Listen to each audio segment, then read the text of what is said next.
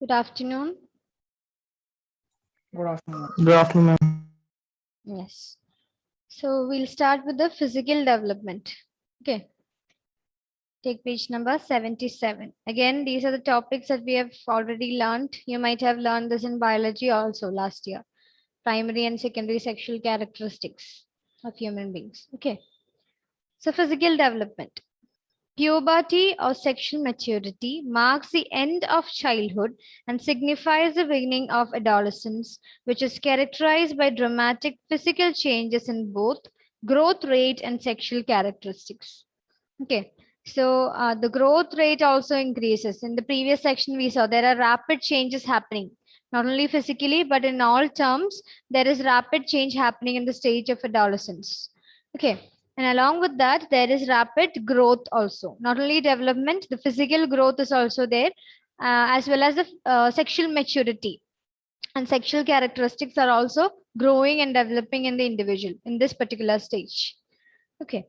So, however, puberty is not a sudden event, but is part of a gradual process. It's not like one day you sleep as a child and next day morning you wake up as an adolescent. And one day you sleep as an adolescent, the next morning you cannot wake up as an adult. Okay, it's a gradual process. The transition process, especially, is a very gradual process. Okay, gradual and continuous, I would say. Yes. Okay. Then the hormones released during puberty result in the development of various characteristics.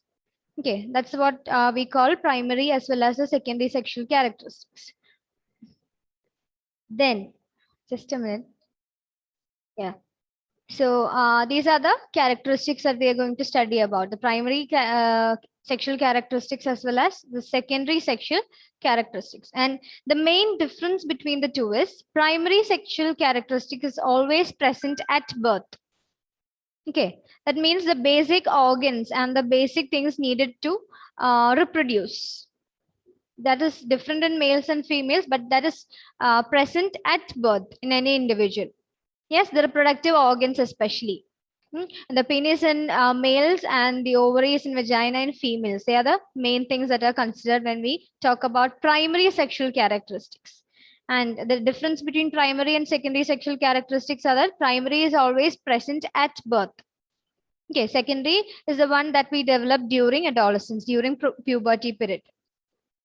Okay, so the primary sex characteristics include those directly related to reproduction, and the secondary sex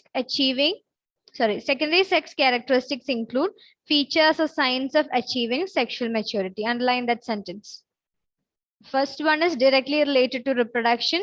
Second one is related to achieving the sexual maturity. So the hormonal changes and all those things happens in the puberty stage when you start achieving the sexual maturity.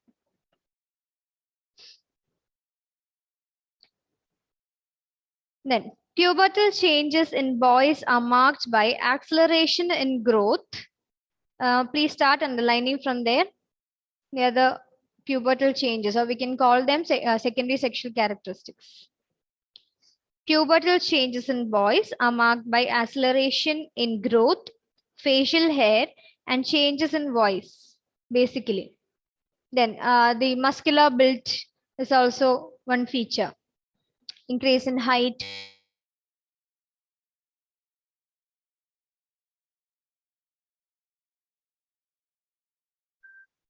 Now my audio is clear, right?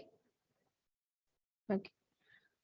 Then again, the common things in girls and boys seen in this puberty stage or adolescent stages, increase in height, weight, then formation of the body, proper body structure, and so on. Okay, these are the common factors to both males and females.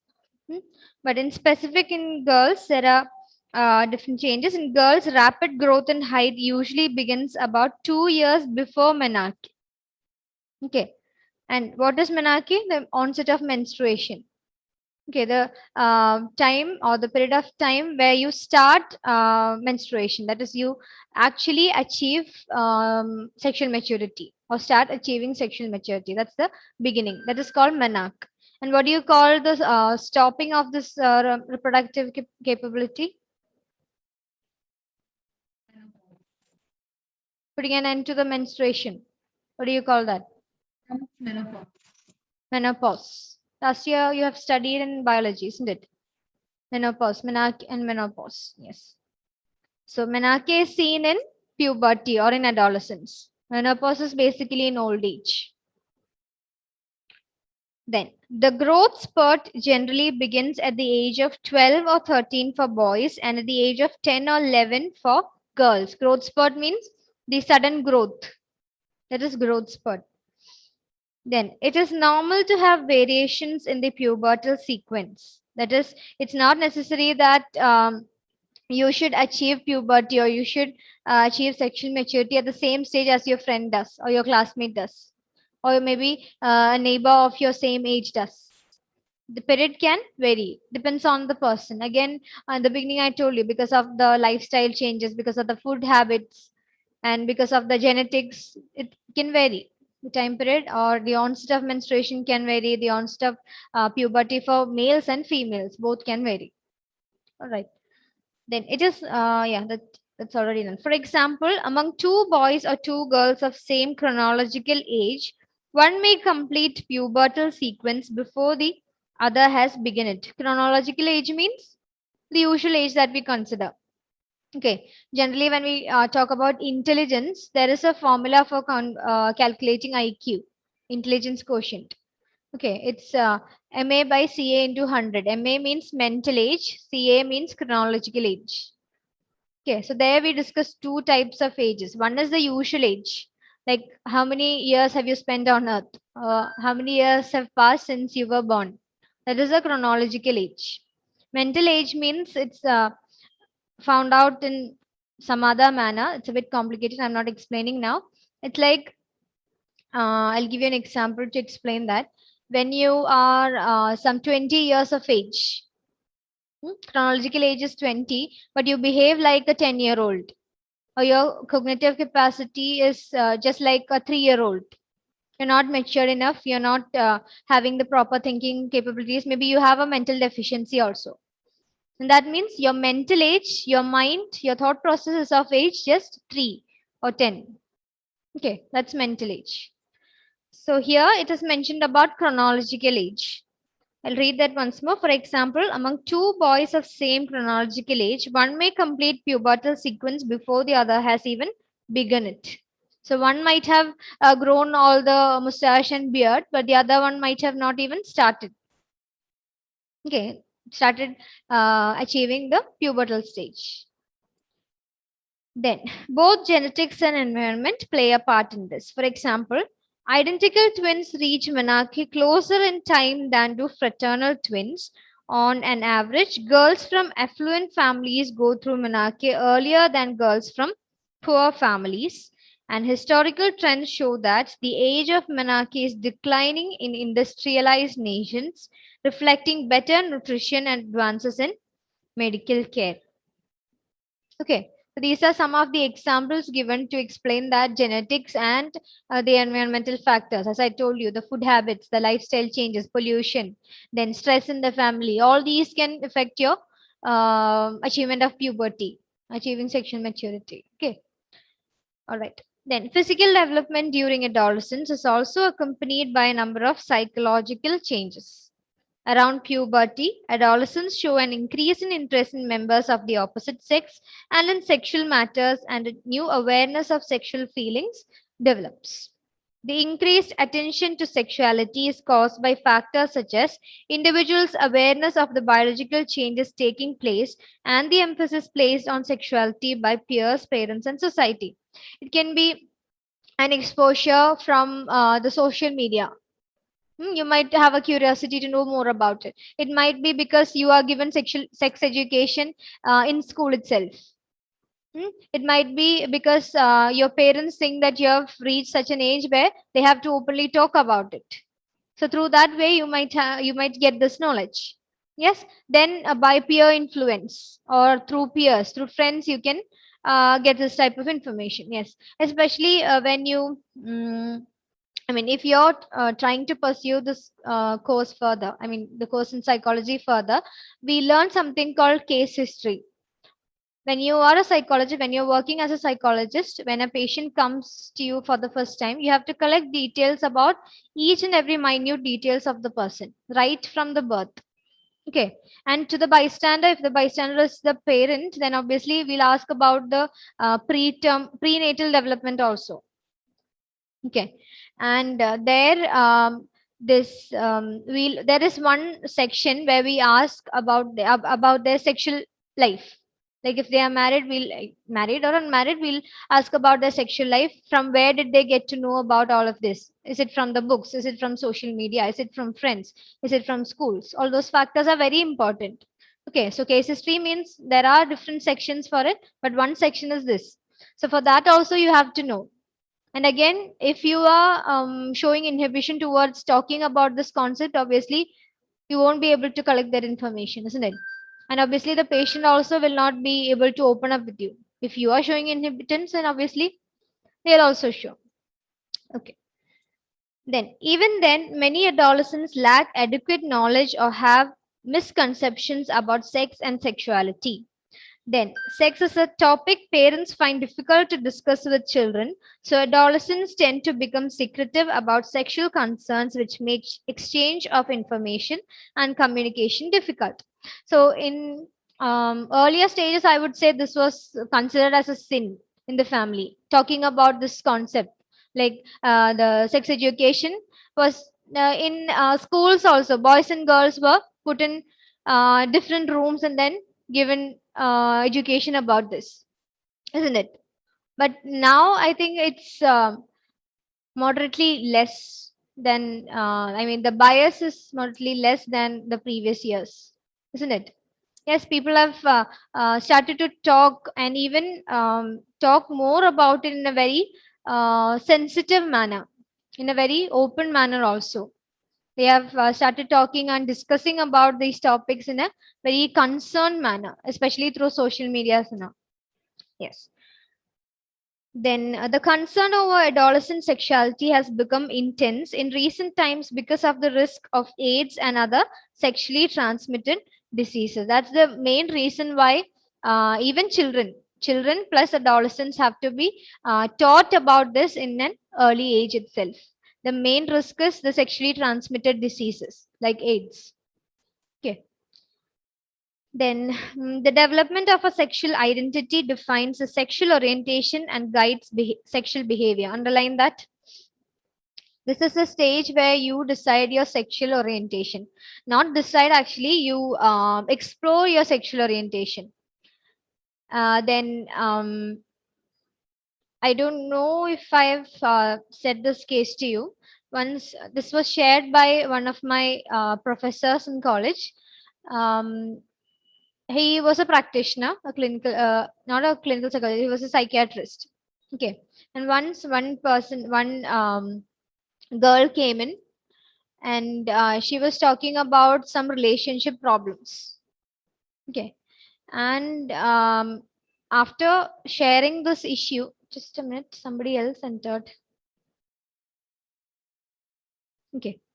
So after talking about the issue, after sharing the issue, this psychiatrist by mistake asked this person, what is he doing? Has he come with you? Sir asked to this girl, what is he doing? That is, what is her partner doing? Has he come with you? And this girl was suddenly stuck. She didn't reply much and then she nodded. So this psychiatrist told her, please bring him in so that we can talk and have a kind of group therapy. Okay.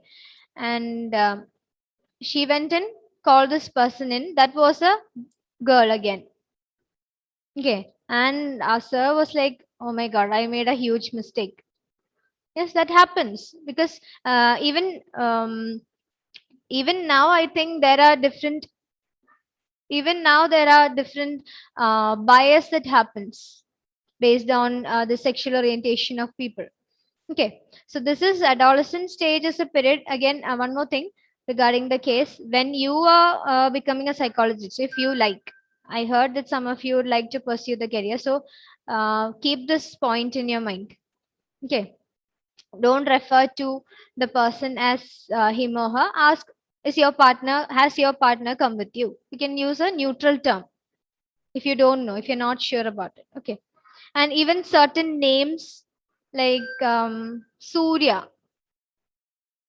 there are girls and boys named in this, isn't it? Aditya. I've had friends, both boys and girls with the same name. Yes, again, when you're not sure, it's good to use the neutral terms to talk with them. Okay.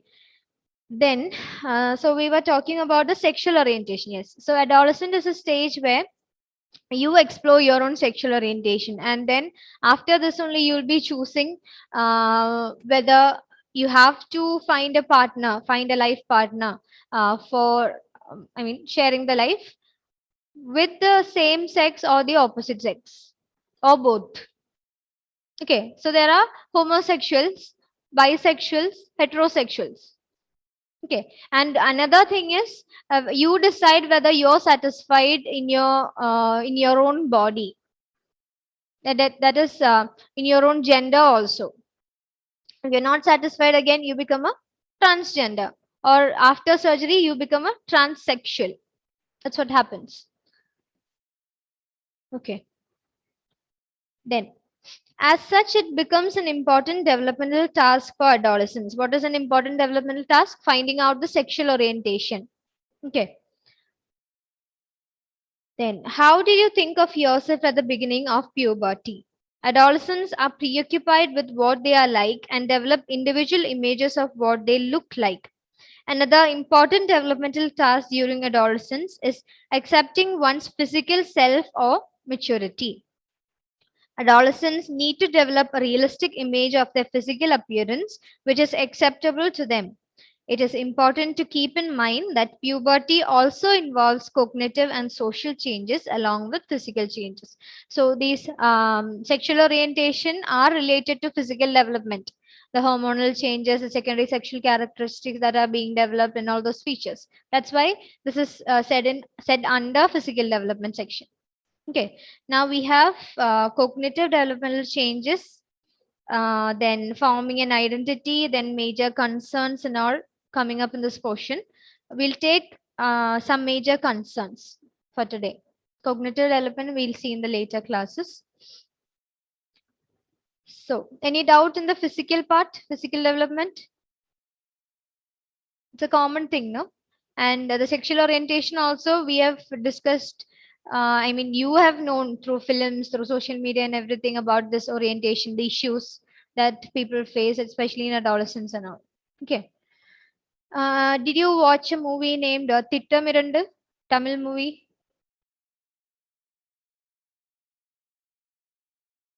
It's kind of a thriller. Did you?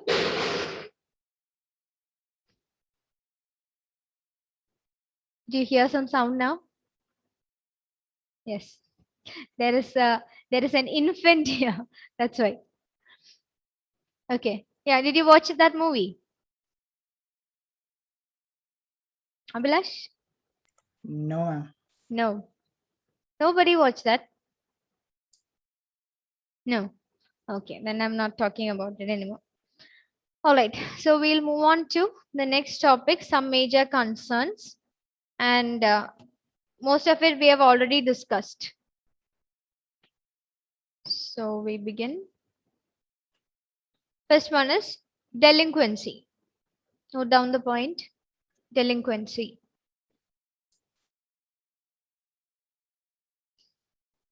In page number 79, you have the definition of delinquency.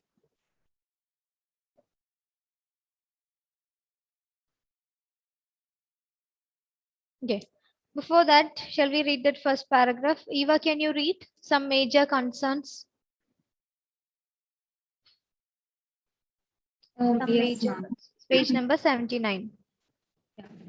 As adults, when we reflect on our adolescent years and recall the conflicts, uncertainties, occasional loneliness, group pressures, we feel it was definitely a vulnerable period. During our adolescence, peer influence, new gained freedom, unresolved problems may create difficulties for many of them. Conforming to peer pressure can be both positive and negative. Adolescents are often confronted with decisions regarding smoking, drugs, alcohol, and breaking parental rules, etc. These decisions are taken without much regard to the effect they may have. Adolescents may face periods of uncertainty, loneliness, self doubt, anxiety, and concern about themselves and their future. They are also likely to experience excitement, joy, and feelings of confidence as they overcome the developmental challenges. We will now read about some of the major challenges faced by adolescents, like delinquency, substance abuse, and eating disorders. These are the main sections that we are going to deal about. Okay, delinquency, substance abuse, and also eating disorders. So first one, delinquency. In the first line, you have it underlined. Delinquency refers to a variety of behaviors ranging from socially unacceptable behavior, legal offenses, to criminal acts.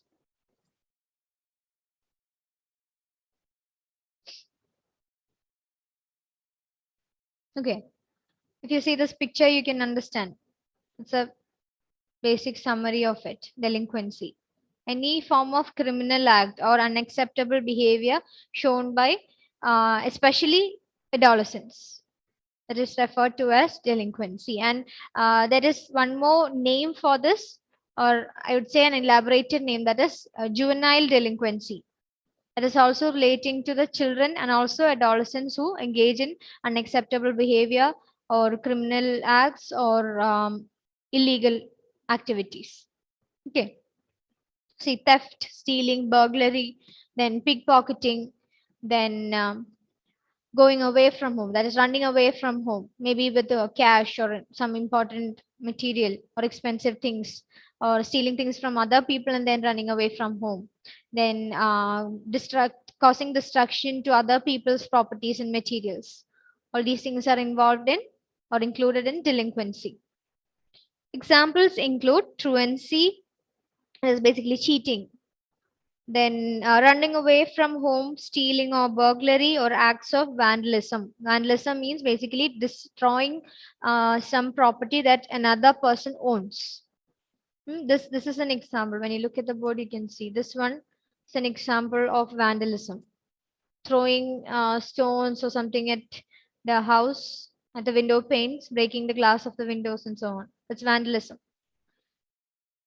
Okay, adolescents with delinquency and behavioral problems tend to have a negative self-identity, decreased trust, and low level of achievement also. Delinquency is often associated with low parental support, inappropriate discipline, and family discord. So the adolescents who are facing so much of stress in the family, like there is family discord, so much of conflict in the family, they might get involved in this delinquent acts. Then who are from lower social classes, if they don't have any other means to maybe for the education or for moving forward in life, they don't have any other means, they would engage in illegal actions. So that's it. Then often, adolescents from communities characterized by poverty, unemployment, and having feelings of alienation from the middle class perform antisocial acts to gain attention and to be popular with the peers. For popularity and fame, also, some get engaged in this. And if they are unaccepted in the society or in their community, then to gain more power, they might get involved in delinquent acts. However, most delinquent children do not remain delinquent forever. Change in their peer group, becoming more aware of their social responsibilities, and developing feelings of self worth, imitating positive behavior of the role models, breaking negative attitudes, and overcoming poor self concept help in reduction of delinquent behavior. That is a very important factor. You cannot say that a child or an adolescent who has gone to a juvenile home or this correction centers will be like that forever. Okay, because there are chances or there is room for improvement or correction for them. That's why they are being sent there instead of the prison, where even more individuals are there who had done severe crimes. Okay. Then substance abuse. Next topic is substance abuse. So first one was delinquency, that involves all these factors. Second one is substance abuse, and there might be different reasons why adolescents engage in substance abuse. One might be boredom, for pleasure, to find a purpose in life. They might start doing this. Then because of peer pressure, because of peer influences and even peer pressure from them, they can start using it. Then social anxiety. Then social anxiety, I'll give you an example. In especially in films, you might have seen the film. What is the name? Mammootty's film. Famous speech is there. The Saint, Pranjiyatan and the Saint. You might have seen it, isn't it? Yes. There, they say when you drink, you'll get the strength to, or you'll be able to get over the fear in you or the social anxiety in you. So because of that, people might get engaged in substance abuse. Then, just because of their mere curiosity, that is to try new things, to try out new things, they might start as this with small amounts, and finally this becomes an addiction, an addictive factor. Then to boost concentration and grades, for that also they use. And haven't you seen sports persons using illegal drugs? Yes, that is also one form to improve performance, to improve their concentration and so on. But it isn't good for the health. Some organs may get diseases. Drugs are always not good for health. Means to a certain amount. Okay, even when we have these allopathy medicines, they have certain effects, no? When you're eating it, or when you're consuming it for the kidneys, they might have an after effect on some other organ. Or if you're having it for a heart problem, they might have some problem for the kidneys. So they might have some or the other after effect. That's why you are advised to, I mean, we all are advised to follow the healthy methods of healthy lifestyles. Then control weight. For controlling weight also they use. When people consume a lot of alcohol, they don't tend to be hungry after consuming it. So obviously they can control their weight. They can control their overweight and overeating, isn't it? But again, that has other consequences in the health. That is another thing. So these are the main factors why the adolescents might try out these substances or these drugs, alcohol, and so on. Yes, Emmeline, read page 79. Substance abuse. Adolescents' years are especially vulnerable to smoking, alcohol, and drug abuse. Some adolescents take recourse to smoke and drugs as a way of coping with stress. This can may interfere with the development of coping skills and responsible decision making. The reason for smoking and drug use could be peer pressure, and adults need to be accepted by the group, or desire to act more like adults, or feel a need to escape the pressure of schoolwork or social activities. The addictive power of nicotine makes it difficult to stop smoking. It has been found that adolescents who are more vulnerable to drugs, alcohol, and narcotic uses are impulsive, aggressive, anxious, depressive, and unpredictable, have low self-esteem and low expectations for achievement. Yeah, Pressure underline that sentence. Till achievement. Then Peer pressure and the need to be with their peer group makes adults and either go along with their demands to experiment with drugs, alcohol, and smoke to be ridiculed. or be ridiculed. Drugs use continues long enough can lead to psychological dependence. Physiological dependence, which means Physiological bodily dependence. dependence.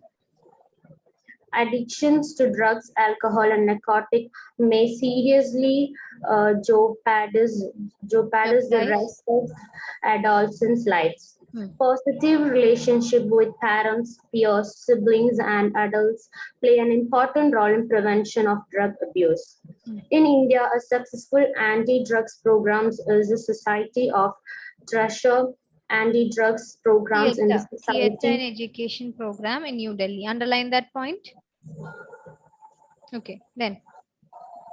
It is used street performance and intern people between 13 to 25 years of age while teaching them how to say no to drug. The United Nations International Drug Control Program has chosen the programs as an example to adopt by another known governmental organization in the region. Okay. So underline that UNDCP also. Then the last one is eating disorders. The last section is eating disorders, and I think, yeah. Basically, one form is bulimia nervosa. The other name given is anorexia nervosa. There are two types of eating disorders. Basically, bulimia nervosa, this happens. They eat a lot. Okay. After they eating, they do self-induced vomiting or some other means. We call it purging. Purge. Purge, to purge. Okay, they can't control their food, so they eat too much. Then they have regret, so they vomit it and they eliminate that from their body, and finally they eat again. This continues again. This becomes a cycle that happens in bulimia nervosa. Okay, These and people may get a heart attack, overweight. yeah, they are not having overweight. That is because of this. They eat, but they don't allow that fat to accumulate in their body. Even before that, they'll vomit and finish it out. There is one more form. It is called anorexia nervosa. When they are very much thin as a skeleton, also they'll think that in their mind they think that they are very fat, so they don't eat anything. Okay, that's just the opposite. Here, they eat too much, they purge. They eat too much, they purge. Purge means one form of purging is self-induced vomiting. And here, what they do is they don't eat at all. Okay, or they'll do fasting, recurrent fasting, or they reduce their amount of food to a very small level. Okay, I'll tell you one example. I had a friend. What she did is she's very thin. Very thin means I'd say even no, I'm not comparing. Very much thin. I can see her bones coming out of the neck and all. And once there was one of her friend's birthday, she refused to take even one spoon of pastry. Very much thin. Then of course we were in adolescent stage, so it was after 5 years that I understood that she had this problem. Okay, it's not a very severe problem, but in western countries and especially females, this is a very serious issue. Okay, Ma'am, and yes, did eating disorder have any treatment? yes, eating disorder has treatment. It depends on the types of symptoms that these people have. Some people have the thought problems, issues with the thoughts. So for them, we give another type of therapy. If it is a behavioral problem, we give it such type of therapy. If it is a mix of problems, we give cognitive behavioral therapy, mix of both. Okay, next year when we learn about the disorders and therapies, we learn about this. One whole chapter is about the disorders, one whole chapter is about the therapies. Okay, so that's it. Yeah, any doubt?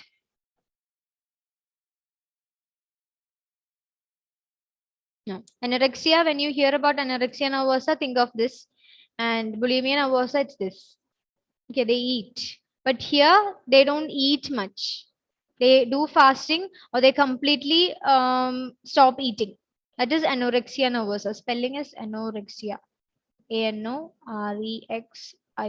Anorexia nervosa. Fine. This is bulimia nervosa. That's it. Shall we wind up? Okay, then. Thank you. Bye.